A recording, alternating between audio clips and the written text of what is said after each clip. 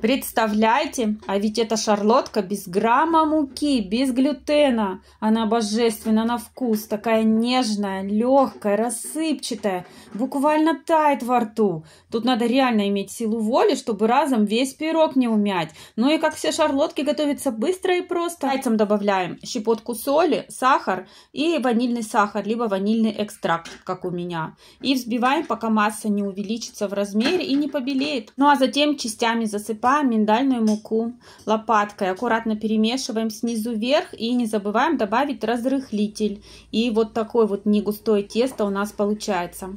Яблоко я выбрала с кислинкой, не очищала его, просто убрала семена и нарезала вот такими дольками. Форму застелила пергаментом и выложила красиво в форме веера. Размер формы 20 сантиметров у меня. Залила тестом и убрала в разогретую до 180 градусов духовку на 30 минут до сухой шпажки.